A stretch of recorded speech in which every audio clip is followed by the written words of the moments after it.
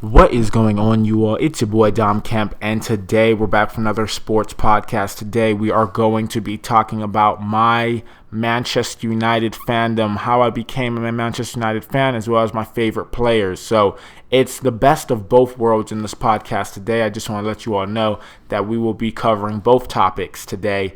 My Manchester United fandom, how I got to where I got, as well as, of course, my two favorite players of all time. Let's jump into it. So first and foremost, my favorite player. Now, my fandom for this specific team started back in 2010, 2011. It was Arsenal. That was the first team I supported when I was younger, 9 years ago. At the time, I really didn't know what to expect, as well as, of course, wasn't all that into FIFA at the time. But it was weird because I'm going to incorporate what FIFA was at the time for me. So FIFA 11, FIFA 12. FIFA 12 was a unique experience because I had it on my console at home, so on the 360, as well as, of course, at school. So our middle school, for whatever reason, had an arcade setup. So how it was set up in such a way where you could play like an old school arcade machine. You could play FIFA 12 on there. And me and my friends always used to have fierce battles and everything. And it was just so weird at first, Why does your middle school have a game room? Now, this was in San Diego, California. And I will officially say this. It was Mar Vista Middle School. It was interesting because me playing with specific teams like an Arsenal or like a Manchester United at the time, I was just having fun, Then when I got home, I was having fun as well. So it was the best of both worlds in FIFA 12 way, way, way back then, and just playing and enjoying and thankful that, hey, at least they have a game room, because I remember the after school program where we pretty much got to get to play on that specific retro arcade setup. But we're not here to talk about the ins and outs of FIFA. We're here to talk about the fandom. And it's weird because usually when I root for a team, it is because of a specific player. This specific player in this case scenario, my first team I started rooting for was Arsenal. Like I said, Robin van Persie was the main player on the team at the time. And I'm actually going to go through some statistics. So he did play for Arsenal from 2004 to 2012, so 8 years. Had 194 appearances, 96 goals.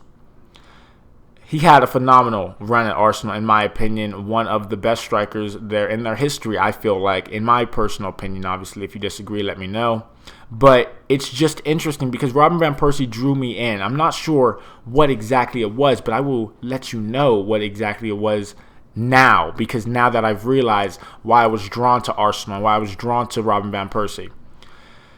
Those of you who know me from my own high school soccer videos on my main channel, if you follow my main channel, then you know that I played high school soccer and did everything like that. But I've realized over time, because at the time I was playing a little bit of soccer, not so much though, crazily. I remember playing for the school and the club team, and I'm left-footed. So me not realizing at the time that Robin van Persie was left-footed, I just didn't know. I just looked at the name. He was the hot commodity at the time, one of the best players on that team in their history. Not only that, in that season, the best in that season. So the 2011-2012 season, the Arsenal Gunners finished third in the Premier League. Then in the UEFA Champions League round of 16, quarterfinals in the League Cup, FA Cup, fifth round. The top goal scorer was Robin van Persie. He had 30 goals in the league. In all competitions, he had 37. It was just a weird scenario where Robin van Persie he showed up. He showed up and he showed out. He did what best he could. He created chances for himself at that time in those seasons prior to me even thinking about Arsenal or anything like that. But it's interesting because even on PlayStation Vita at that time, and I know a few of you remember the PlayStation Vita, I played FIFA on there too. So it was just a mix of trying to figure out, okay, what do I want to do? Who do I want to support full time? But then a switch came, and that switch was extremely unique. before I talk about that switch, I want to go through the team, the recognizable names that a lot of you may recognize from that 2011-2012 season. But not only that, I recognized it 110% because I just enjoyed watching this team play. The defender, Mbakare Sagna, Per Mertensacker, Thomas Vermaelen, Laurent Koscielny, Mikel Arteta. Names such as that. Great players, great talents. On the bench and in the reserves, of course, Robin Van Persie was there at the time. He was 28 in that season. Chesney was there, Theo Walcott, Oxlade-Chamberlain, Aaron Ramsey, Alex Song, Jack Wilshere. Just a lot of names that you would recognize even today. Andre Arshavin was a phenomenal player in my opinion. Carl Jenkinson, Gervinho, Kieran Gibbs, just a lot of amazing names in that team. And then last but not least, we got Carlos Vela and Francis Nkokelin. Those were all the names I recognized over that period of time. I just did not realize how interesting the squad was at the time because I wasn't truly paying attention to the squad. I was paying attention to the Arsenal's striker, their number one striker, Robin Van Persie. It's crazy because over the years I collected jerseys. I collected the Robin Van Persie Arsenal jersey, his number 10, and I collected the Manchester United jersey, the number 20, when he switched over in 2012. So, after all that, it's interesting because Arsenal was such a interesting team at that time with a lot of just quality players, and Robin Van Persie was, of course, spearheading that attack. But it's also just interesting because Arsenal was my first team I enjoyed. Robin Van Persie, I followed him wherever he went. So no matter what the team was, Robin Van Persie, if he transferred to Manchester United or Fenerbahce or Feyenoord, which he did later on, Manchester United in 2012. Now this was a unique experience for me because I wasn't too attached to the team Arsenal. I was attached to the player in Robin Van Persie. He was exceptional. Just world-class player, world-class guy.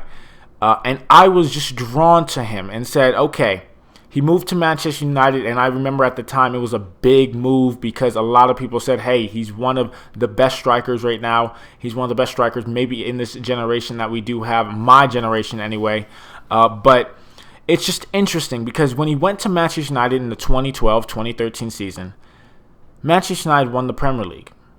First place, FA Cup 6th round, League Cup 4th round, UEFA Champions League round of 16. Robin Van Persie was the top goal scorer with 26 goals, 30 in all competitions. My apologies. And this is what drew me to Manchester United as a club instead of Arsenal because I wasn't attached to Arsenal, but I was attached immediately to Manchester United once Robin Van Persie transferred over. They had Wayne Rooney. Now, Wayne Rooney is a specific player. He can play cam, striker, center forward, wherever you want to put him in the attack pretty much, obviously. On the wings, he's not the fastest, but he is one of the most solid strikers out there.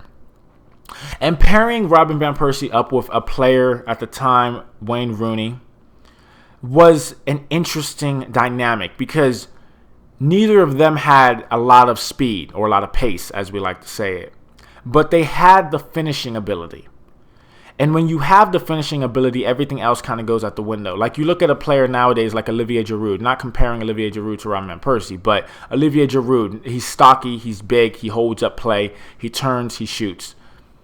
He's not pacey, he's not going to outrun your back line, but he will pressure you. He will try to get the possession back. That's why I appreciate Olivier Giroud. Even though he's not the fastest player in the world, he's tactically sound. He knows what he's doing. But going back to Wayne Rooney and Robin Van Persie, these two players were just so interesting to me because they just linked. They clicked. And that later on turned me into a fan of Wayne Rooney. But then after I was a fan of Wayne Rooney and Robin Van Persie, two players on the team, I was a fan of the entire team as a whole. And that fandom started in 2012. I was just glued in watching them play, things like that. At the time, they had, of course, still David De Gea, Rafael, the right back, Patrice Evra, the left back, Phil Jones, center back, Rio Ferdinand, Johnny Evans, Antonio Valencia, Wayne Rooney, obviously, Ryan Giggs, Chris Smalling, Javier Hernandez, a.k.a. Chicharito. Vidic, at the time, a fantastic defender. Michael Carrick, Nani, Ashley Young, Danny Welbeck, Robin Van Persie, Paul Scholes, Tom Cleverley, Darren Fletcher, Shinji Kagawa, and I believe that was it at the time that I reckon. No, Jesse Lingard I also recognize. Of course, Michael Keane as well. Adnan Januzaj, who is now in Spain. Will Keane was there as well. And Sam Johnston, I believe, was in their youth academy because he's still pretty young right now. But yeah, Manchester United. It was just a club I just enjoyed watching. Under Sir Alex Ferguson, I believe they still were at the time, was just magnificent. How he played, how he attacked, how he pushed. But although Robin Van Persie, in his time with Manchester United from 2012 to 2015, was such an iconic player, in my opinion, for the club, as well as bringing and showing you, hey, this is what this team could be. After he left, that's when things I feel like went downhill. Even though Zlatan Ibrahimovic came in after him,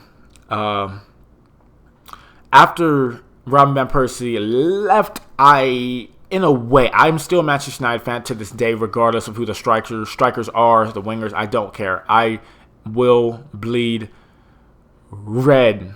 I will bleed red because just seeing how good they were at that time with Wayne Rooney and Robin Van Persie linking up, that partnership was amazing. I remember in FIFA playing just that with that team, and I wish I could go back and continue to play, which I probably can, of course, because of course they EA Sports, they don't get rid of the servers, of course, but it's just amazing to me how fun that team was playing with. But then we fast forward. So from 2012 to 2015, Robin Van Persie was there. He was a dominant force. He making the most of his opportunities. But then we go to 2016, 2017, Manchester United. This was after Robin Van Persie had already left after the 2015-2016 season, and I believe he went to, let me just make sure I'm getting this correctly. No, that's the Premier League changes. I'm going to fast forward. Hurry. He went onto a team by the name of Fenerbahce.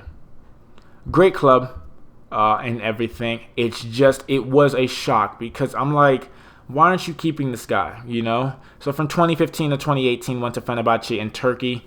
57 appearances, 25 goals. Of course, his time at Manchester United, 86 appearances, 48 goals. Like, that is really good in my opinion, especially for a player who at the time was aging a little bit. But it's just like, dang, man. You know, if we still would have had him, I feel like he could have still contributed, because you look at players like Aguero, not comparing Robin Van Persie to Aguero, but Sergio Aguero for Manchester City is still doing it. He's still scoring at will in his early 30s. You know, he's still enjoying his football. It's just cool to see like players who stick with a club and just stay with them for a while. But in his career, Robin Van Persie has played for 4 clubs: Feyenoord, Arsenal, Manchester United, and Fenerbahce. After the 2015 to 2018 run with Fenerbahce, Robin Van Persie went to Feyenoord, 2018 to 2019, one season, 37 appearances, 21 goals. So in his senior career, he had 435 appearances and 205 goals. Not to mention he is the all-time leading scorer for the Dutch national team.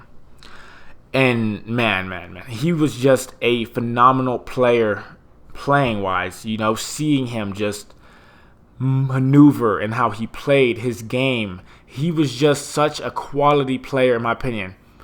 Then he retired. And that's it right there. But enough with Robin Van Persie, because I know Robin Van Persie is such a great player. He was left-footed as well. A great moment in time when my fandom really started to pick up, because I realized, hey, I'm watching a player who's literally the same foot as me, the same dominant foot as me, but he's playing striker. At the time, I was playing left mid, center mid, playing in the midfield. I never really preferred the striker role, and I remember one year in high school, like one match, they played me at striker, and I'm going to be honest, you have to have the mindset to play striker, because you need to make the proper runs at the proper time. You need to be able to pressure when the other team's defense has the ball. So I've never preferred striker just because I rather play make than score. That was just me. And if you watch my highlights on my main channel that just goes by Dom Kemp, there are clips of me just assisting. Like pretty much it's me assisting and trying to make the best of every opportunity. Yes, I scored every so often, but I did not prefer scoring over getting assists because I know that if I got my teammates involved, that is better for team chemistry than me just running from the midfield and attacking the whole time, not passing it to the open man. But with that, saying that, Robin Van Persie is my favorite player of all time. But like I said, there's a close second. The close second is Wayne Rooney. And let me explain to you why it is Wayne Rooney. Wayne Rooney is an interesting player. He is one of the best strikers, if not the best striker in Manchester United history. He plays for Derby County now, and I'm going to be honest, I'm not really happy about that, but it just is what it is. It's not a big deal to me. It's just he had to do what he had to do, you know? But his time at Manchester United for 13 years, 2004 to 2017, 393 appearances, 183 goals. That is great. That is just amazing to me to see how much he scored for our club. And it's interesting because why was I drawn to Wayne Rooney at the time? I'm going to be honest, I don't know. But I do realize that it was because he was the face of Manchester United before Robin Van Persie got there. He was still the face, but Robin Van Persie, he kind of jumped in front of him a little bit, you know, in my opinion anyway. So, yeah, that is what I'm going to say on that topic. Robin Van Persie is my number 1 favorite player of all time, and Wayne Rooney is my number 2 favorite player of all time. But you can say this, right? Well, you only liked Manchester United because of Robin Van Persie moving from Arsenal and he was your favorite player before. Yes, that's true, but it's also I'm still with Manchester United. I can't imagine supporting any other club at this point. I've bought their jerseys. I've watched how they play. I've listened to the podcast where every time ESPN FC, for example, yes, I'm going to call them out, they like to talk about Manchester United and stuff like that. And trust, I have my opinion on Manchester United, and it's not the best one, but it's what's reasonable because I believe that we do need some sort of change. We need quality players. We need to not sit on our hands and not make transfers. I understand that, but I've stuck with them since 2011, 2012 because I know that this team, and at the time I had no clue that they were as big as they were, but this team's a global sensation in the sense of sales and jerseys and stuff like that. Any country you go to who has a soccer fan, I guarantee you they have one or two, if not more, Manchester United fans. But I'm going to leave it at that. I thank you all so much for listening to this podcast. I'm hoping to have longer ones like this because that's what podcasts are. They're supposed to be over like a specific amount of time. I'm going to make sure that almost all my podcasts, unless it's, of course, a transfer rumor or something like that, are over 15 minutes. That way you all get a full-blown a podcast instead of me just talking for 5 minutes and then, okay, I'm going to go. But that is it. I'm going to leave you off with that. I hope you all enjoyed my explanation and why I support the team I do in Manchester United and why I'm going to be covering the Premier League and the Champions League and the UEFA League. Wow. And then the Europa League, not the UEFA League. The UEFA Europa League, sorry. But yeah, Manchester United on the Champions League this season. I am very excited, and I will be talking about that soon as well with my brother. So I thank you all for listening, and I hope you all have a wonderful day. Peace.